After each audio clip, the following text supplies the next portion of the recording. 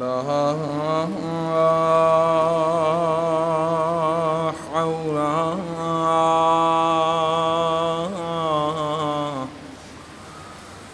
ولا قوة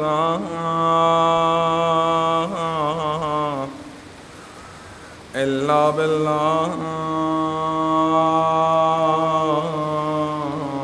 العلي العظيم. أعوذ بالله من الشيطان الرجيم. بسم الله الرحمن الرحيم. الحمد لله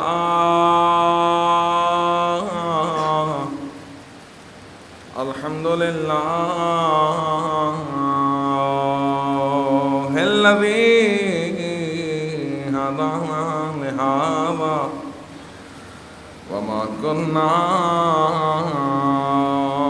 لنهتدي لولا أن هدانا الله. لقد جاءت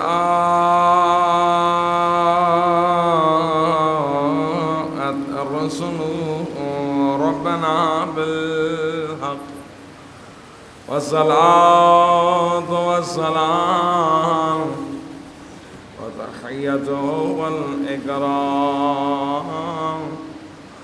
على سيد الأنبياء والمرسلين وأشرف الأولين والآخرين سيدنا ونبينا وشفيع ذنوبنا وطبيب قلوبنا مولانا ومقتدانا بالقاسم محمد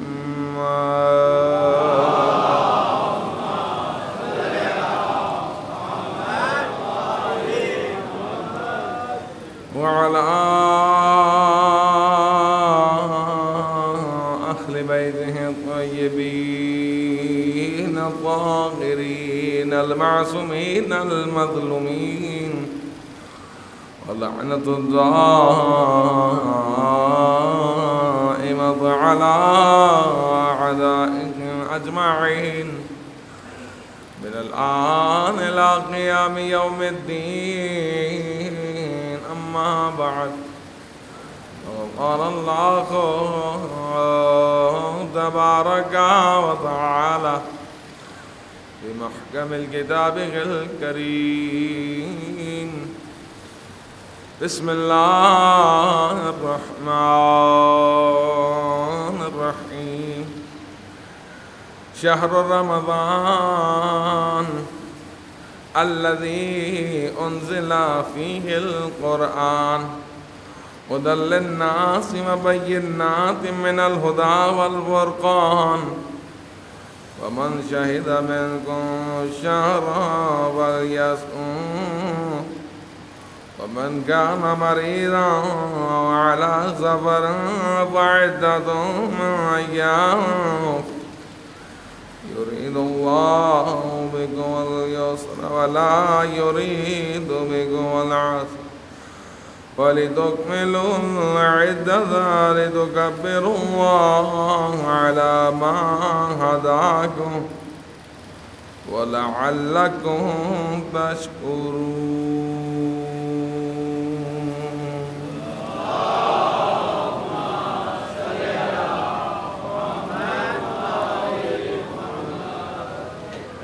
تمام تعریفیں اس ذات پروردگار کے لیے جو تمام عالمین کا رب ہے، جو تمام مخلوقات کا خالق ہے، جو ہم سب کا مالک ہے. وہی ہے جو لائق حمد و ثنا ہے. اسی کے قبضہ قدرت میں ہم سب کی جان ہے. اسی کے حکم سے ہم اس دنیا میں آئے ہیں. اور اسی کے بلانے پر اس دنیا سے لوٹ کر چلے جائیں گے۔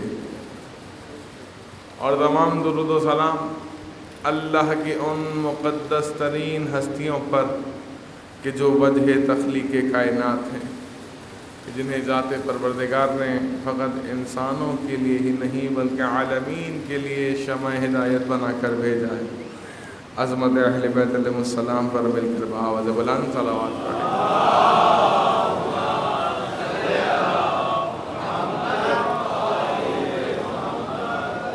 السلام علیکم ورحمۃ اللہ وبرکاتہ۔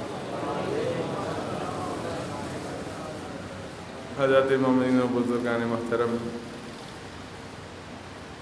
ماہ رمضان المبارک کا تیسرا جمعہ بڑی تیزی سے یہ پر رونق اور پر نور ایام و شب گزر رہے ہیں۔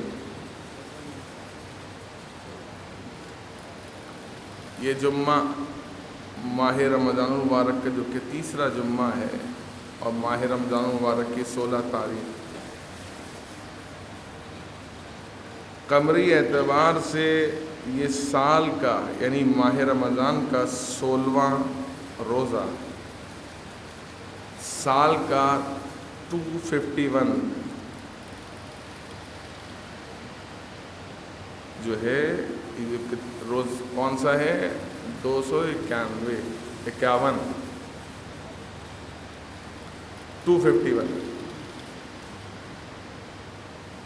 اب یہ دیکھیے کہ جس طریقے سے یہ ایام گزر رہے ہیں، کیا ہم ان کو درک کر پا رہے ہیں یا نہیں؟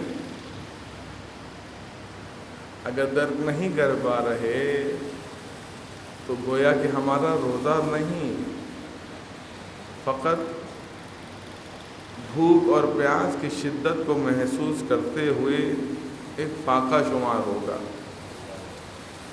روزہ تبھی روزہ ہے جب انسان اپنے نفس کا تزکیہ کرے۔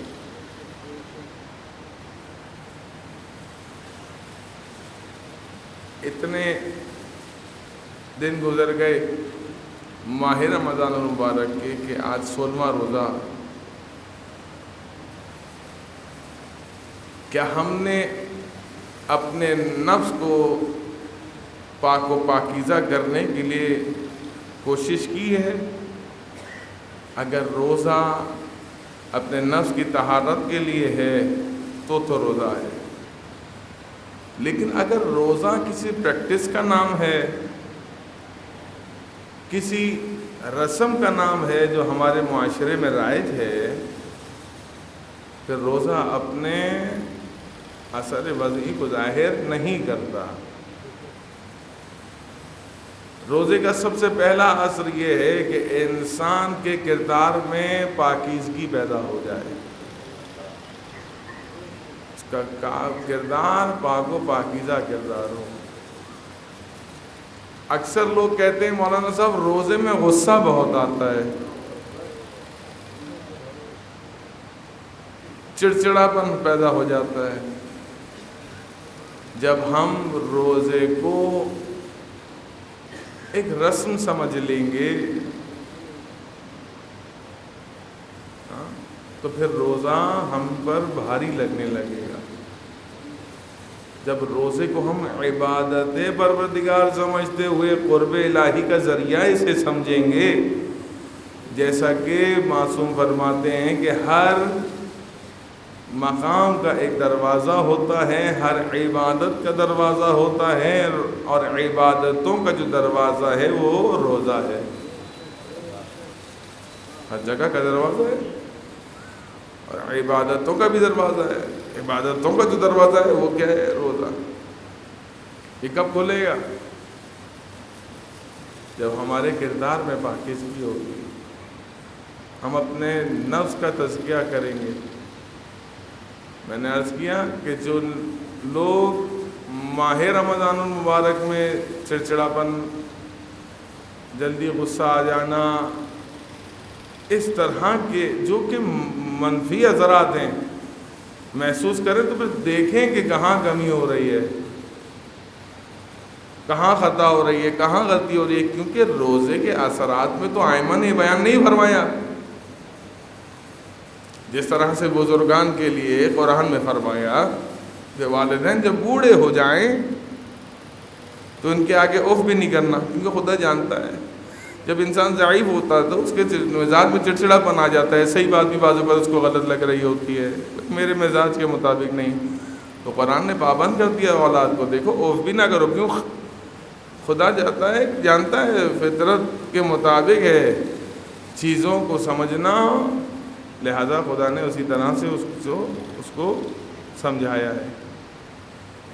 تو پروردگار اگر ایسا ہوتا کہ روزے کے مزاج میں ہی یہ ہوتا کہ روزہ رکھنے سے چڑچڑا پن پیدا ہوتا ہے تو پروردگار کیا کہتا؟ پروردگار یہ نہ کہتا کہ تزکیہ نفس کرو، مثلاً حرام کام نہ کرو، غصہ کرنا حرام ہے، مثلاً ماہ رمضان میں کوئی روزہ رکھ کے فعل حرام کو انجام دے تو کیا روزہ فائدہ دے گا؟ کہتے نہیں، ہرگز روزہ فائدہ نہیں دے گا۔ تو اس کا مطلب یہ ہے کہ اگر روزہ رکھنے کے بعد مزاج میں چڑچڑا پن پیدا ہو رہا ہے جو کہ روزے کا مزاج نہیں ہے، اس عبادت کا مزاج نہیں ہے، نہ اس کے اثرات میں سے، پھر یہ سوچنا چاہیے کہ کہاں کوتاہی ہو رہی ہے، کہاں کوئی کمی واقع ہو رہی ہے۔ یار میرا روزہ ہے، مجھے ڈسٹرب نہیں کرو، بلا وجہ غصہ آ جائے گا، کیوں بھائی؟ سنا ہوگا آپ نے اکثر لوگوں سے، یار آج میں سارا دن سوتا رہا، کیوں؟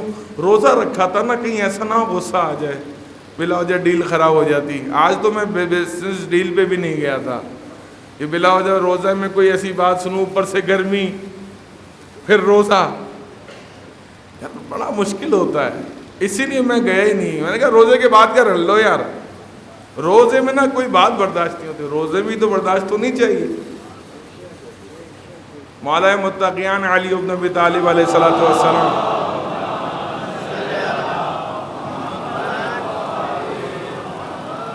کیا خوب ارشاد فرماتے ہیں، مولا ارشاد فرماتے ہیں کہ مجھے عبادتوں میں گرمیوں کے روزے اور سردیوں کی نماز فجر میں بہت لطف آتا ہے۔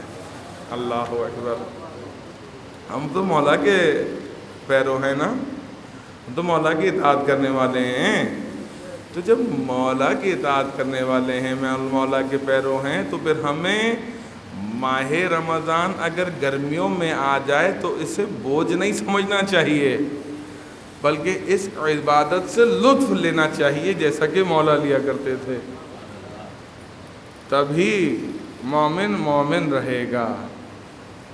ٹھیک ہے، کلمہ پڑھنے والے تو بہت ہیں، نمازیں روزے پڑھنے والے تو بہت ہیں، آیا سیرت امیر کائنات پر عمل کرنے والا کوئی ہے؟ سب سے زیادہ حق کس کا ہے؟ جو سیرت مولا کائنات پر عمل کرے، وہ حق ہے شیعان حیدر کرار کا، کیونکہ وہ اپنے آپ کو شیعان حیدر کرار کہہ رہے ہیں۔ جب دعویٰ کر رہے ہیں تو اپنے آپ کو دعوے میں سچا ثابت کریں۔ یعنی کیا مطلب؟ آج سے اس بات کی پریکٹس شروع کریں کہ جو بقیہ روزے رہ گئے ہیں، ہم روزے میں غصہ نہیں کریں گے۔ مثلا ایک چھوٹی سی پریکٹس جو شاید پہلا قدم ہو روزے کے آثار واضحی کو ظاہر کرنے میں، یعنی جو روزے کے مثبت اثرات ہیں، منفی تو ہوتے ہی نہیں ہیں۔ کیا کسی عبادت کے منفی اثرات ہو سکتے ہیں؟ نہیں ہو سکتے۔ تبھی ہوں گے جب انسان عبادت کو عبادت سمجھ کے انجام نہ دے، لیکن جب عبادت کو عبادت سمجھ کے انجام دے گا تو یقیناً روزہ ہو یا نماز اپنے آثار ظاہری اور باطنی کو کیا کر دے گا؟ بندے مومن پر ظاہر کر دے گا۔ خلاصہ، ماہ رمضان المبارک کے روزے ہیں،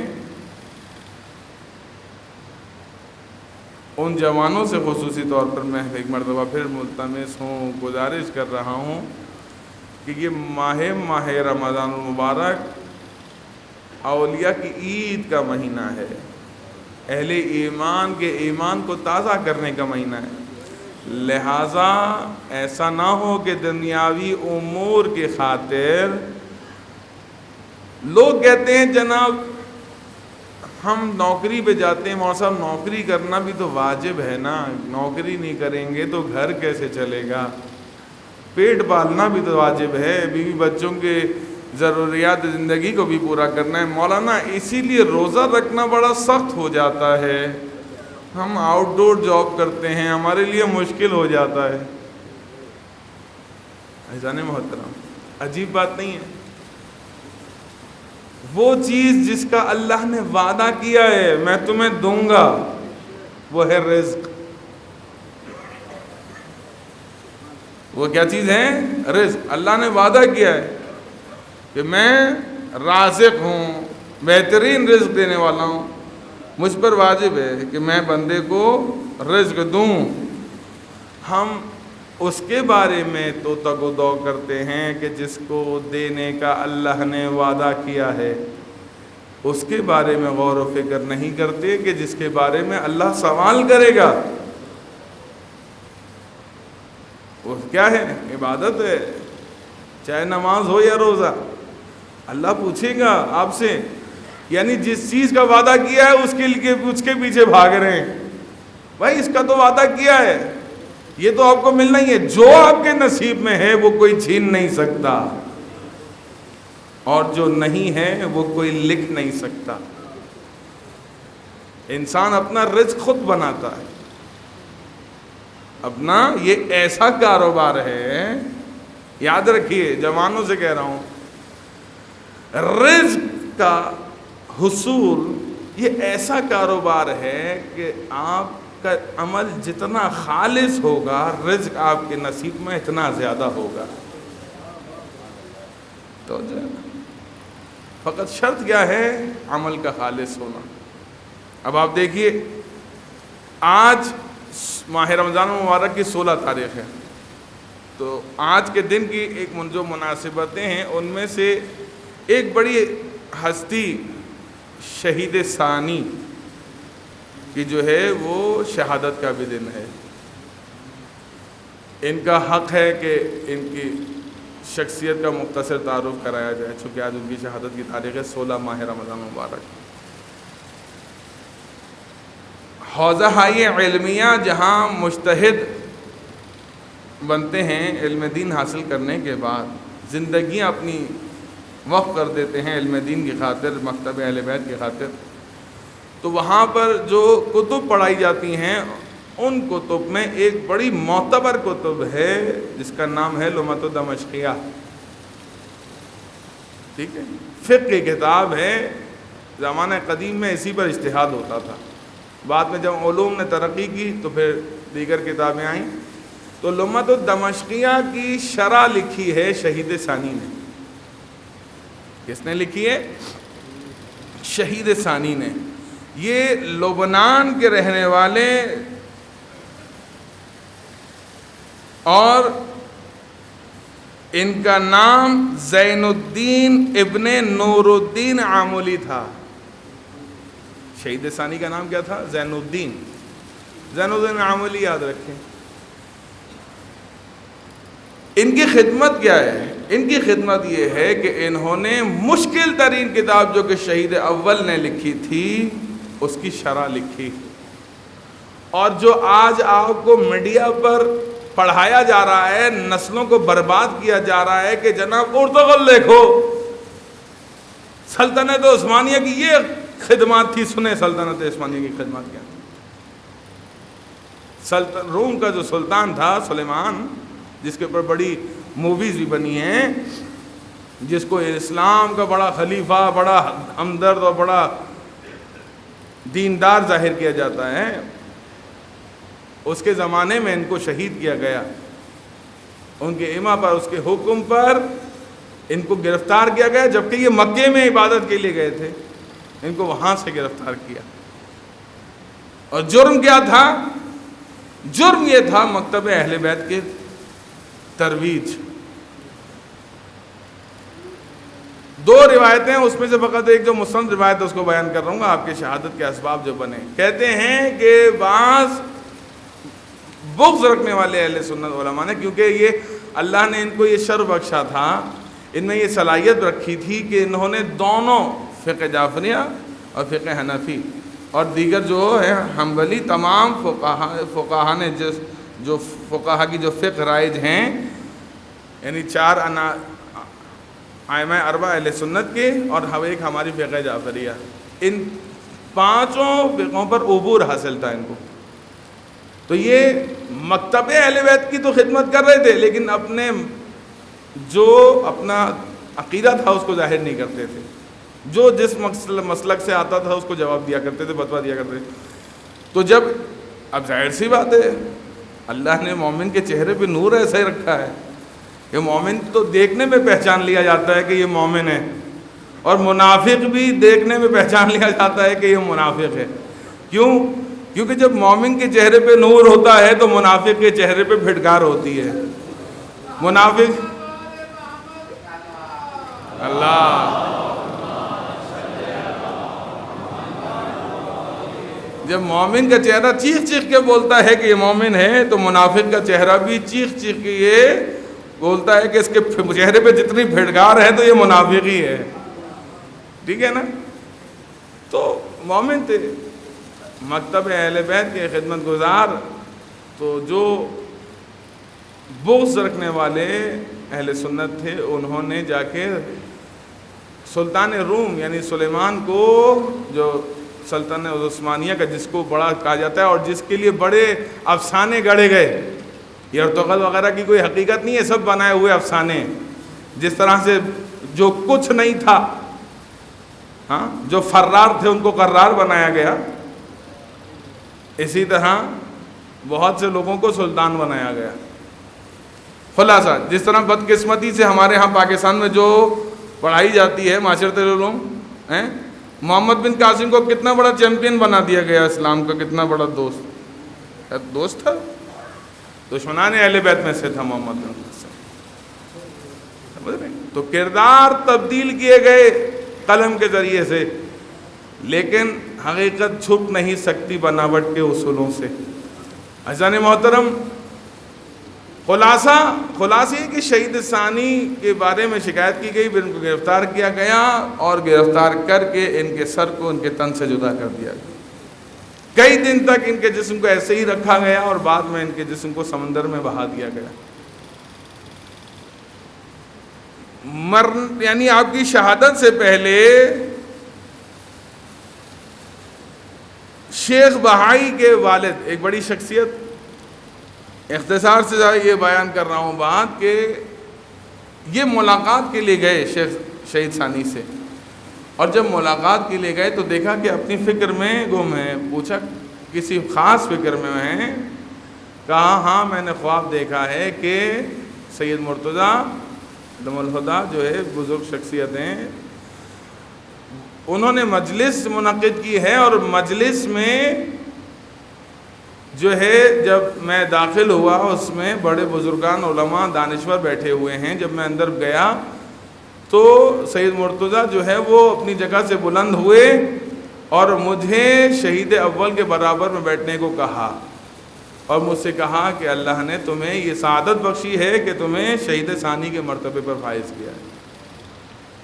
عزیزان محترم، اتنا آسان نہیں تھا اس طرح سے آزادانہ طور پر جامع مسجد میں یا اپنے اپنے مقامات پر عزاداری کرنا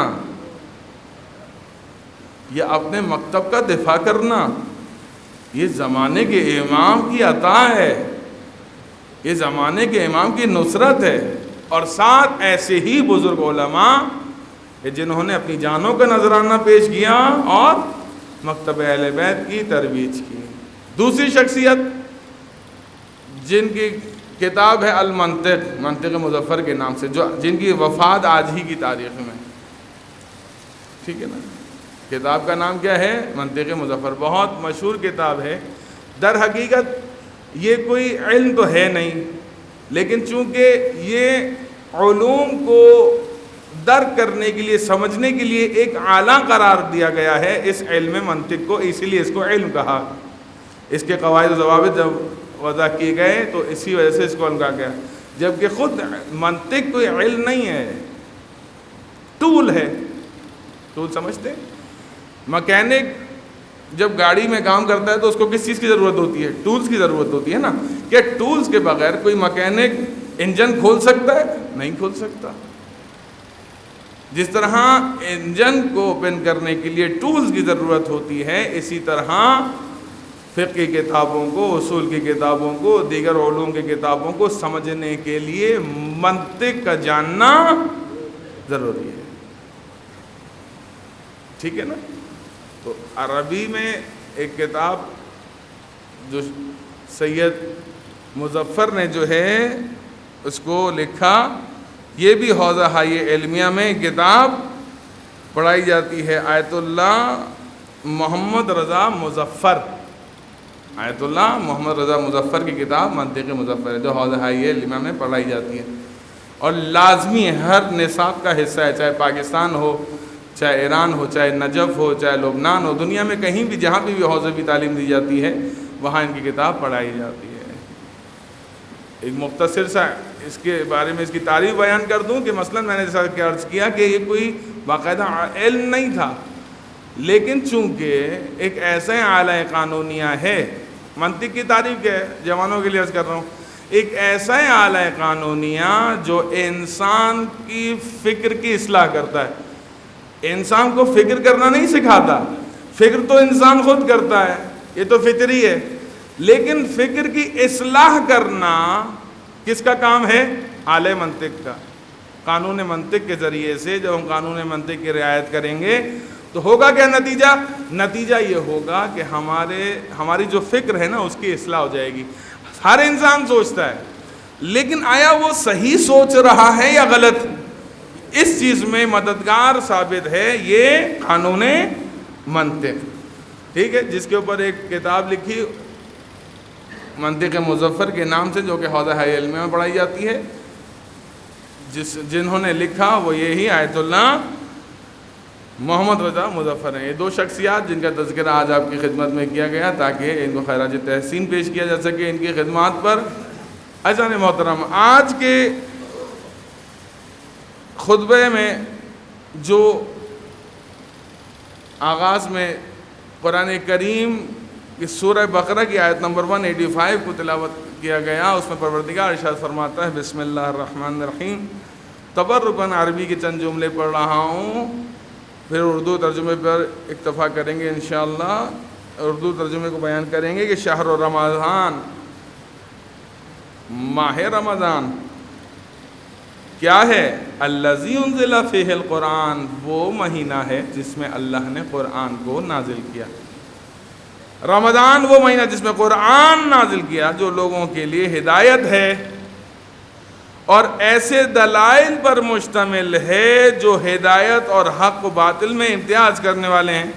لہذا تم میں سے جو شخص اس مہینے کو پائے وہ روزہ رکھے، اور جو بیمار و مسافر ہو وہ دوسرے دنوں میں مقدار پوری کرے. اللہ کیا چاہتا ہے؟ اللہ تمہارے لیے آسانی چاہتا ہے، تمہیں مشقت میں ڈالنا نہیں چاہتا. وہ چاہتا ہے کہ تم مقدار پوری کرو، اور اللہ نے تمہیں جس ہدایت سے نوازا ہے اس پر اللہ کی عظمت اور کبریائی کا اظہار کرو. کیوں؟ شاید تم شکر گزار بن سکو. اس سے پہلے بیان کیا تھا کہ شہر جو ہے وہ گردش آفتاب کے ایک حصے کو کہا جاتا ہے، یعنی مہینہ. شہر رمضان یعنی ماہ رمضان المبارک کا مہینہ. لفظ رمضان یعنی یہ وہ مہینہ ہے کہ جس کا نام اللہ نے قرآن میں بیان فرمایا ہے. کتنا متبرک ہے کہ جس کا تذکرہ پروردگار نے قرآن میں نام کے ذریعے سے کیا ہے، باقاعدہ نام لیا اس مہینے کا. اور کیا کہا کہ وہ مہینہ جس میں قرآن نازل ہوا، جس کی تفصیل میں جائے بغیر فقط ترجمے پہ چند ایک نکات بیان کر دوں گا کہ کہتے ہیں کہ یہ قرآن جس میں نازل ہوا وہ ماہ رمضان ہے. اب ماہ رمضان تو سالوں میں نازل ہوا، قرآن کہہ رہا ہے کہ ہم نے ماہ رمضان میں نازل کیا. ہاں، کہتے ہیں دو طرح سے قرآن نازل ہوا ہے، دفعتاً اور تدریجاً. دفعتاً یعنی ایک بارگی قلب رسول پہ ماہ رمضان میں نازل ہوا. تدریجاً یعنی موقع محل کے اعتبار سے جو ضرورت محسوس ہوتی تھی وحی نازل کرنے کی، پروردگار قلب رسول پر وحی کو نازل کیا کرتا تھا. ٹھیک ہے، اس کا زمانہ طویل ہے. لیکن جو دفعتاً نازل کیا گیا، جیسا کہ شب قدر میں، تو کہتے ہیں شب قدر میں جو نازل ہوا ہے وہ دفعتاً نازل ہوا، یہ ایک بارگی نازل ہوا. یعنی دو طرح سے قرآن کا نزول ائمہ علیہ السلام کی روایت میں ملتا ہے. قرآن کیا کہہ رہا ہے؟ قرآن کہہ رہا ہے کہ یہ قرآن جس کو ہم نے نازل کیا ہے ماہ رمضان میں، یہ ایسے دلائل پر مشتمل ہے کہ جو ہدایت اور حق و باطل میں امتیاز کرنے والے ہیں. لہذا تم میں سے جو شخص اس مہینے کو پائے اس روزہ رکھے. اب آپ کی خدمت میں چونکہ جس آیت کا انتخاب ہے اسی آیت کو مد نظر رکھتے ہوئے وہ دعا جو ماہ رمضان المبارک میں ہر نماز کے بعد پڑھی جاتی ہے، جسے دعائے ماہ رمضان کہا جاتا ہے، یہ جسے ہم کیا پڑھتے ہیں؟ یا علی و یا عظیم و یا غفور و یا رحیم الاخر، آخر تک. تو یہ جو دعا پڑھتے ہیں اس میں انہی آیات، یہ جو آیت ہے سورہ بقرہ کی، اس کے الفاظ کو اور جملات کو اس میں شامل کیا گیا ہے. ہم پڑھتے تو ہیں، پہلے بات واضح کر دوں کہ 3 دعائیں ہیں مشترکہ اعمال میں ماہ رمضان مبارک کے، جس میں سے یہ دعا زیادہ پڑھی جاتی ہے، جبکہ 2 دعائیں اور ہیں جو ہر نماز کے بعد پڑھنے کا استحباب زیادہ ہے. بہرحال یہ بھی واجب نہیں ہے، مستحب پڑھنا، اعمال میں بیان ہوا ہے. خلاصہ یہ کہ ماہ رمضان مبارک میں ہر نماز کے بعد یہ دعائے ماہ رمضان، یا علی و یا عظیم و یا غفور و یا رحیم جو پڑھی جاتی ہے. کیا ہم جانتے ہیں کہ ہم کیا پڑھ رہے ہیں؟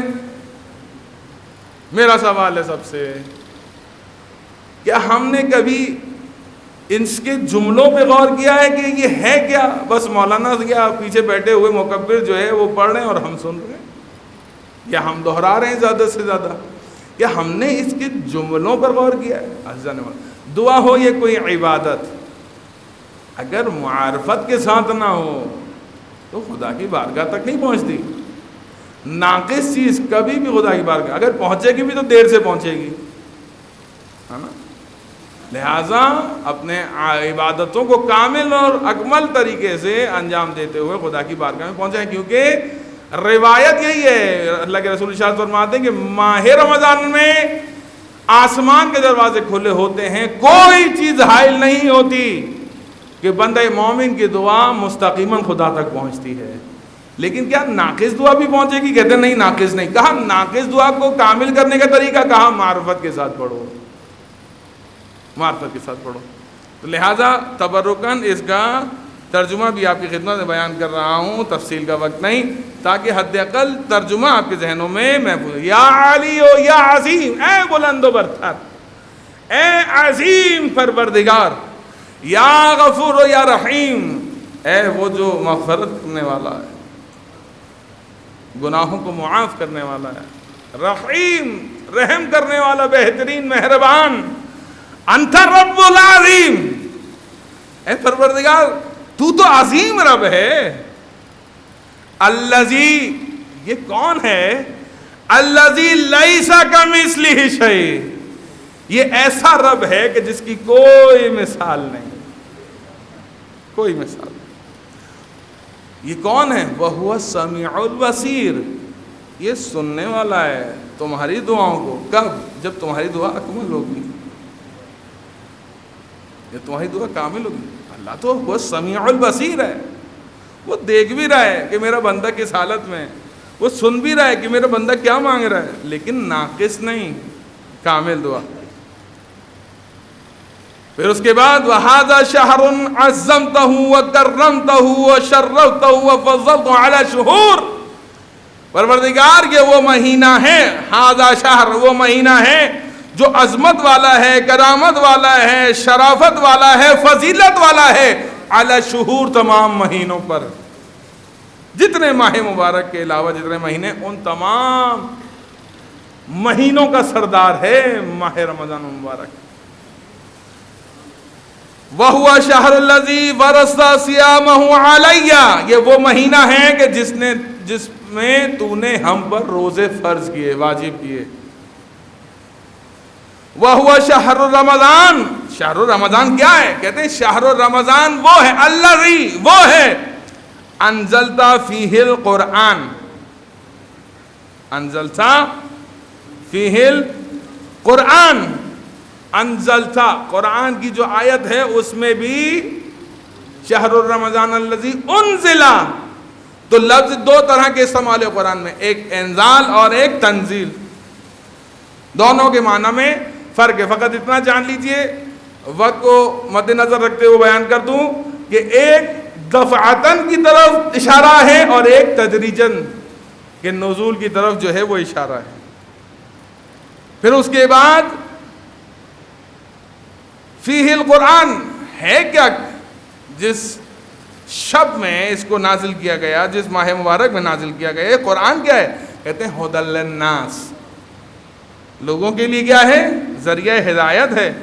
وبینات من الہدی، اس میں واضح روشن دلیلیں ہیں، اور کیا ہے؟ والفرقان، اور یہ فرق کرنے والا ہے، گویا کہ قرآن فاروق ہے، قرآن کیا ہے؟ فرقان ہے، فرقان یعنی حق اور باطل کو جدا کرنے والا۔ اب چونکہ یہ بات آ گئی تو لہٰذا ایک چیز آپ کی خدمت اقدس میں اور بیان کروں انشاءاللہ کہ وہ تبرکاً بیان کر رہا ہوں، اور اتنا وقت ہے دامن وقت میں گنجائش کو مد نظر رکھتے ہوئے سن لیجئے۔ کہتے ہیں فاروق کس کا لقب ہے؟ جتنے میرے سننے والے ہیں، فاروق کس کا لقب ہے؟ سلامت رہیں آپ، مولا متقیان امیر المؤمنین یاسف الدین علی ابن ابی طالب علیہ السلام۔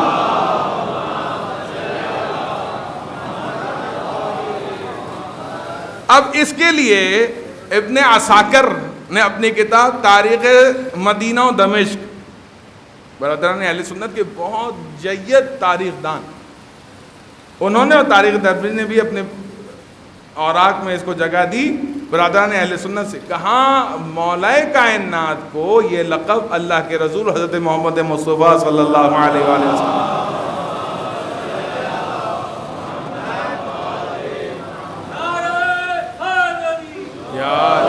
محترم، لہذا وہ روایت، وہ حدیث مبارکہ جو ان دو کتابوں میں ذکر ہوئی، اس کے جملے بیان کر رہا ہوں، فقط اردو میں بیان کر رہا ہوں کہ علی فاروق ہے، یعنی حق کو باطل سے جدا کرنے والے، اللہ کے رسول نے ارشاد فرمایا۔ اور انہی کی کتابوں میں جو دوسری حدیث مبارکہ وہ کیا ہے؟ جو بہت لطیف حدیث ہے، یا علی، اے علی آپ فاروق اعظم ہیں، فقط یہ نہیں، ساتھ میں کہا یا علی آپ فاروق اعظم ہیں، اے علی آپ ہی صدیق اکبر ہیں۔ ہاں کیا فرمایا؟ آپ فاروق اعظم ہیں، آپ ہی صدیق اکبر ہیں۔ ہمارا موضوع کیا ہے؟ قرآن کی آیت کو مد نظر رکھتے ہوئے لفظ فاروق، فرقان، کہتے ہیں حق اور باطل کو جدا کرنا۔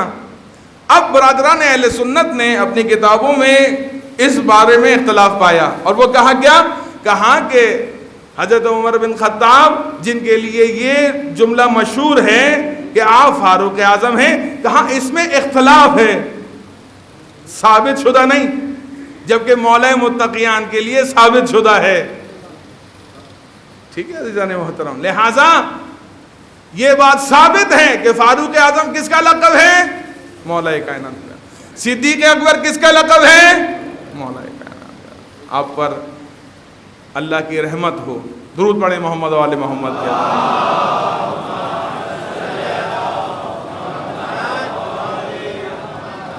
اس کی تفصیل میں جائے بغیر، کیونکہ وقت نہیں، اس کی تفصیل میں جائے بغیر قرآن کو کیا کہتے ہیں؟ حق اور باطل کو جدا کرنے والا۔ ھدی للناس وبینات من الہدی والفرقان وجعلت فیہ لیلۃ القدر، پروردگار نے لیلۃ القدر میں اس کو نازل کیا، جس کی شب نزدیک ہیں، اور انشاءاللہ آپ عبادت کریں گے۔ وجعلتہا خیرا من الف شہر، کہتے ہیں یہ وہ رات ہے جو 1000 مہینوں سے بہتر ہے۔ وَيَا ذَا الْمَنِّ وَلَا يُمَنُّ عَلَيْكَ، کہتے ہیں کہ اے پروردگار احسان کرنے والے، تجھ پر احسان نہیں کیا جا سکتا، تو مجھ پر احسان فرما، میری گردن آگ سے چھڑا کر ان کے ساتھ جن پر تو نے احسان کیا ہے مجھے داخل جنت فرما اپنی رحمت سے۔ آخر کا جملہ برحمتک یا ارحم الراحمین، اے بہترین رحم کرنے والے۔ یہ وہ دعا جو ماہ رمضان میں پڑھی جاتی ہے، اس کا ترجمہ آپ کی خدمت میں بیان کیا گیا۔ تو انشاءاللہ کہ بمعرفت دعائیں پڑھیں، دعا کرتے ہیں پالنے والے ہماری اس خلیل سی عبادت کو اپنی بارگاہ میں قبول فرما، ہمارے گناہوں کو معاف فرما، اپنی آخری حجت کے ظہور میں تعجیل فرما۔ بسم اللہ الرحمن الرحیم، قل هو اللہ احد اللہ الصمد لم یلد ولم یولد ولم یکن له کفوا احد۔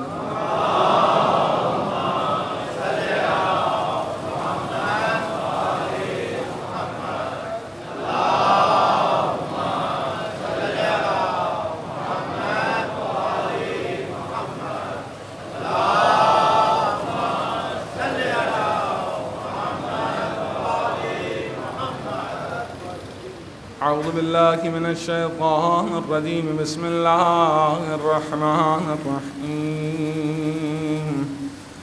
الحمدللہ رب العالمین، اللہم لک الحمد بدیع السماوات والارض ذا الجلال والاکرام، رب الارباب والہ کل معلوم وخالق کل مخلوق وارث کل شیء لیس کمثلہ شیء وہو بکل شیء محیط۔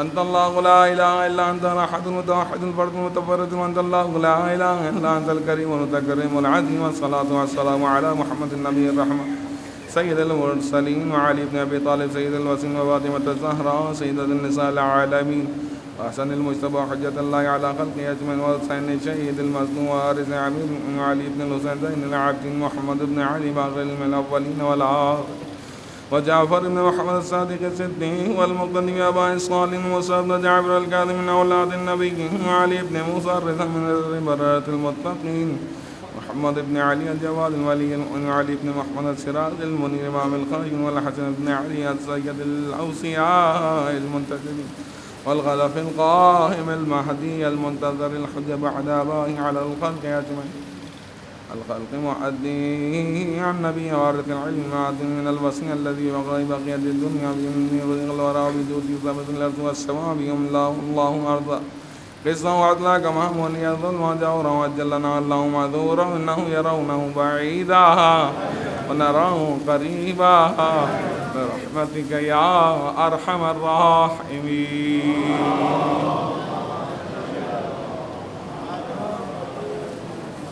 اعوذ باللہ من الشیطان الرجیم، بسم اللہ الرحمن الرحیم، وبہ نستعین وہو خیر المعین۔ بسم اللہ الرحمن الرحیم فی کلامہ المجید، ثم اورثنا الکتاب الذین اصطفیناہ من عبادنا۔ صلوات پڑھی محمد و آل محمد۔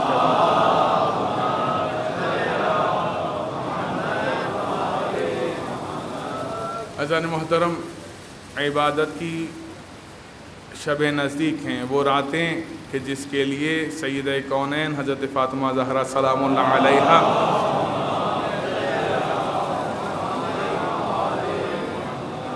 اپنے گھر کی کنیزوں کو اور غلاموں کو بیدار رکھتی تھیں اور عبادتوں میں مشغول رکھتی تھیں، اور چھوٹے چھوٹے بچوں کے ساتھ ساری رات عبادتوں میں مشغول رہا کرتی تھیں۔ وہ راتیں کہ جس کے لیے مولا متقیان علی بن ابی طالب علیہ الصلوۃ والسلام صلی علی محمد ارشاد فرما رہے ہیں کہ میں نے دیکھا اپنی حیات میں کہ اللہ کے رسول جب بھی آخری عشرہ ماہ رمضان المبارک کا آتا تھا، اللہ کے رسول اپنے بستر کو سمیٹ لیا کرتے تھے۔ درحالہ کہ مسجد پر چھت نہیں تھی، اس کے باوجود 10 دنوں میں اعتکاف کیا کرتے تھے اور ساری رات سارا دن عبادت پروردگار میں مشغول رہا کرتے تھے، اور یہ کہا کرتے تھے کہ انہی شبوں میں اللہ نے شب قدر کو قرار دیا ہے، لہذا اپنے آپ کو مصروف عبادت رکھو، مشغول میں عبادت رکھو۔ ایک جملہ جوانوں کے لیے اصلاح کی نظر سے، اور وہ یہ کہ چند دن پہلے ایک جوان نے سوال کیا کہ مولانا صاحب ہمارے ہاں بھی اعتکاف ہوتا ہے؟ تو اس کا جواب ہے میاں ہمارے ہاں ہی اعتکاف ہوتا ہے. کچھ لوگ اسیر ہو جاتے ہیں،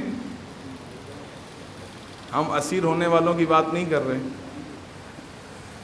اعتکاف تو آپ ہی کا ہوتا ہے، کیونکہ میں ہمیشہ ایک بات کہتا ہوں کہ وہ عبادت نہیں اس عبادت کرنے والے کے لیے جس کے دل میں مودت اہل بیت نہ ہو. ٹھیک؟ کہا مولانا پہلے تو نہیں تھا. کہا پہلے آپ تھے. اپنے آباء و اجداد سے پوچھیے. ہمارے والد صاحب تو کبھی نہیں بیٹھے. اگر آپ کے والد صاحب نہیں بیٹھے تو کیا مطلب؟ عبادت نہیں ہے. مثلا میں نکاح پڑھانے کے لیے گیا تو وہاں ایک صاحب کہتے ہیں مولانا صاحب آج کل بڑی نئی نئی دعائیں آ گئی ہیں. میں نے کہا کیا مطلب؟ کہا ہم نے اپنی دادی سے ساری زندگی دعائیں بہت پڑھتی تھی مولانا صاحب، وہ ہم نے کبھی نہیں سنا. کہا کیا نہیں سنا؟ ہم نے دعائیں کمیل کبھی نہیں سنی ان سے. آج کل کے مولانا حضرات بڑی دعائیں پڑھ رہے ہیں. میں نے کہا آپ کی دعا، آپ کی جو دادی ہیں کیا نبی ہیں؟ کہا نہیں. کہا کیا ولی ہیں؟ کہا نہیں. میں نے کہا اگر آپ کے دادی کے علم میں ایک چیز نہیں تو کیا اس کا وجود نہیں؟ تو اسی طرح تمام جوانوں کے لیے عرض کر رہا ہوں. مثلا ایک جوان آیا، کہا مولانا صاحب ہمارے ہاں تو نوافل نہیں ہوتی نا. عجیب سوالات کرتے ہیں. یہ سوالات لا علمی کی بنا پر ہے. عبادات، جتنی عبادات ہمارے ہاں ہیں کسی کے ہاں نہیں. اور جو عبادات ہیں وقت عبادات نہیں بلکہ جو مقبول عبادات ہیں وہ بھی ہماری ہی ہیں. لہذا جوانوں سے کہوں گا کہ حد اقل جو واجبات ہیں اور مستحبات ہیں ان کا علم آپ کو ہونا چاہیے. قرآن کی آیہ مبارکہ جو سورہ فاطر میں آیت نمبر 32 کی آیت اس دوسرے خطبے کے آغاز میں تلاوت کی، پروردگار ارشاد فرما رہا ہے، فقط اردو ترجمے میں اکتفا کر رہا ہوں، پھر ہم نے اس کتاب یعنی قرآن مجید کا وارث انہیں بنایا جنہیں ہم نے اپنے بندوں میں برگزیدہ کیا. ٹھیک؟ سورہ فاطر کی آیت نمبر 32. قرآن کا وارث کس کو بنایا؟ انہیں بنایا کہ جنہیں اپنے بندوں میں برگزیدہ کیا. اب اس آیت کو کیسے سمجھیں؟ رسول کی حدیث سے سمجھیں نا. تو آئیے سنیے رسول کے ارشاد فرما رہے ہیں کہ کون ہے وارثان قرآن. اللہ کے رسول نے ارشاد فرمایا انی تارکم فیکم الثقلین کتاب اللہ و عترتی، کہ میں تمہارے درمیان دو چیزیں چھوڑے جا رہا ہوں، ایک اللہ کی کتاب، ایک اپنی عطرت. اور جب مولا کائنات علی بن ابی طالب سے پوچھا گیا اللہم صلی کہ مولا یہ بیان فرمائے کہ اس آیت کا مصداق کون ہے؟ کہا تمہیں ہماری شان میں اس نازل ہونے والی آیت پر شک ہے؟ کہا نہیں مولا آپ سے تصدیق چاہتا ہوں. کہا یقیناً یہ آیت ہماری شان میں نازل ہوئی ہے. تمام ائمہ نے اس آیت پر گواہی دی ہے کہ یہ آیت یعنی وارثان قرآن کون ہیں؟ اہل بیت علیہ السلام، بالخصوص اور بالعموم مولا متقیان علی بن ابی طالب علیہ الصلوۃ والسلام.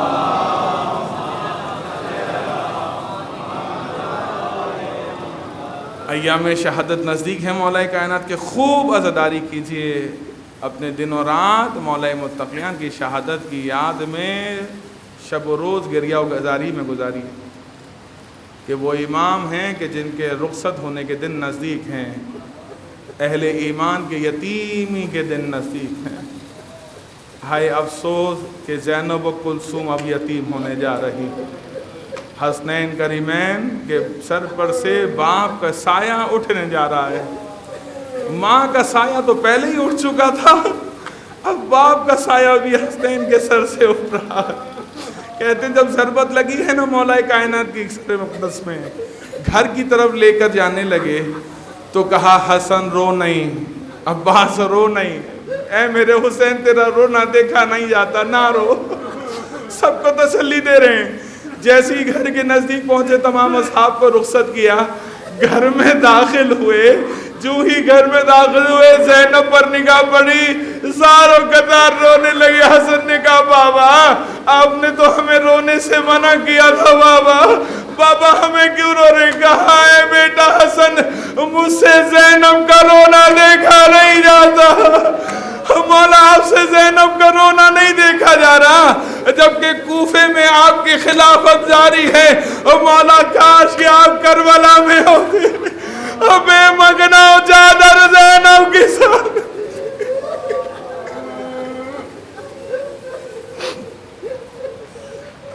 لعنة الله على القوم الظالمين وسيعلم الذين ظلموا أي منقلب إنا لله وإنا إليه راجعون. پالنے والے ہمارے گناہوں کو معاف فرما، ہمارے مرحومین کے گناہوں کو معاف فرما، ہماری عبادتوں کو اپنی بارگاہ میں قبول فرما، اپنی آخری حجت کے ظہور میں تعجیل فرما، بے گناہ اسیر ان سب کو رہائی عطا فرما، ہمیں امام کے ادنا ترین غلاموں میں شمار فرما. ان اللہ ملائکۃ یصلون علی النبی یا ایھا الذین آمنوا صلوا علیہ وسلموا تسلیما.